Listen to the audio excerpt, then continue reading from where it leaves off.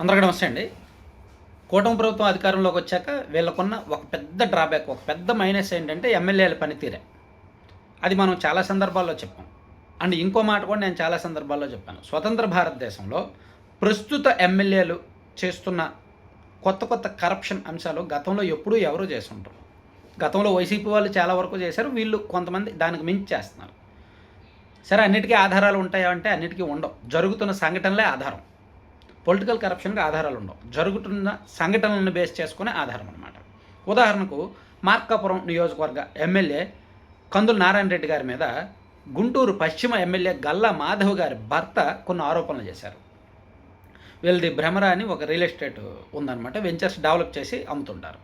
So అక్కడ venture వేస్తే ఆ వెంచర్ని ఎమ్మెల్యే గారు ధ్వంసం చేశారంట కందుల నారాయణ రెడ్డి గారు. రీజన్ ఏమనుకుంటున్నారు తెలుసా మీకు? రీజన్ ఏంటో లోకల్లో టాక్ ఉంది. ఆయన అడిగినంత వీళ్ళు ఇవ్వలేదు కాబట్టి ధ్వంసం చేశారనేది ఒక టాక్.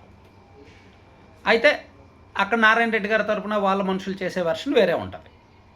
సో ఇటువంటి చాలా చోట్ల జరుగుతున్నాయి. ఇప్పుడు ఉదాహరణకి నేను గతంలో కూడా చెప్పాను. శ్రీకాకుళం జిల్లాలో, ఉమ్మడి శ్రీకాకుళం జిల్లాలో ఒక ఎమ్మెల్యే గారు మరో నియోజకవర్గంలో వెంచర్ వేస్తే, 10 ఎకరాలు వెంచర్ వేస్తే ఎకరానికి 10 లక్షల చొప్పున డబ్బులు ఇస్తేనే దానికి ఎన్ఓసి ఇస్తాము అని చెప్పి మరో ఎమ్మెల్యే గారు దాన్ని అడ్డుపెట్టుకున్నారు.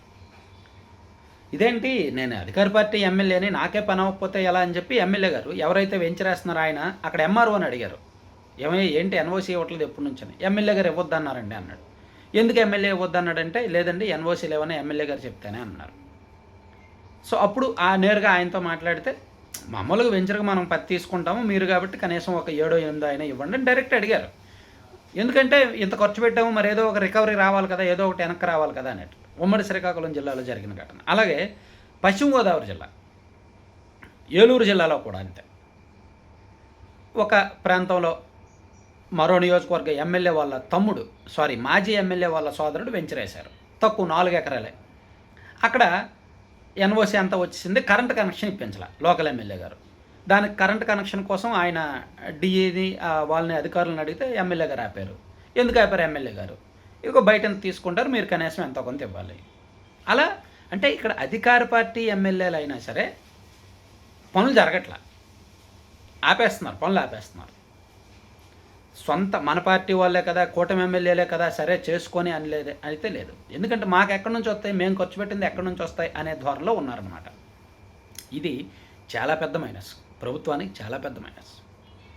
ఈ క్రమంలోనే ఏం జరుగుతుందంటే, సాధారణంగా అధికార పార్టీలో ఉన్నప్పుడు ఆ కార్యకర్తలకు పనులు ఇచ్చేయడం అలవాటు. చాలామంది ఎమ్మెల్యేలు వాళ్ళ నియోజకవర్గాల్లో, కూటమి ఎమ్మెల్యేలు మోర్ దాన్ 70%, అంటే మొత్తం 164 మందిలో నాకు తెలిసి 120 మంది వరకు వాళ్ళ నియోజకవర్గాల్లో కార్యకర్తలకే పనులు ఇస్తున్నారు, సొంత కార్యకర్తలకే. కానీ కొంతమంది ఏం చేస్తున్నారంటే వైసీపీ వాళ్ళకి లేదా టీడీపీ కాని వాళ్ళు ఎవరికి కూడా డబ్బులు ఇస్తే వాళ్ళకి పనులు ఇస్తున్నారు. టీడీపీ వాళ్ళకి ఎలా ఉంటుంది, అరే మా ఎమ్మెల్యేనే కదా, మా నియోజకవర్గం, అతన్ని గెలిపించడానికి మేము పని చేశాము, మేము ఎమ్మెల్యేలకు లంచం ఇవ్వడం ఏంటి అనే ధోరణిలో టీడీపీ కార్యకర్తలు ఉంటారు. ఎమ్మెల్యేలు ఎలా ఉంటారు, మరి నేను ఖర్చు పెట్టింది ఎంతో కొంత రావాలి కదా, వీడికి ఇచ్చే పని బదులు వాడికి ఇస్తే వాడు నాకు డబ్బులు ఇస్తాడు కదా అని చెప్పి వైసీపీ వాళ్ళకి పనులు చేసి పెడుతున్నారు. ఇలా చాలా జరిగాయి, చాలా నియోజకవర్గాల్లో చాలా జరిగాయి. ఈ సంఘటనలు, ఈ ఉదాహరణలే ఆధారం అనమాట. దీనికి నీ దగ్గర ఆధారం ఉందా అని మీరు అడగొచ్చు.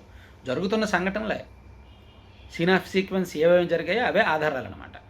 సో అందుకే ప్రభుత్వం మీద వ్యతిరేకత రావడానికి, ప్రభుత్వానికి చెడ్డ పేరు రావడానికి ఇటువంటి ఘటనలే ఉదాహరణలు. ఇవి చాలా జరుగుతున్నాయి. 2 ఏళ్ళు అయింది, ఇంకా అయిందేదో అయింది. నెక్స్ట్ 3 ఏళ్ళైనా జాగ్రత్త పడకపోతే మాత్రం కష్టమే.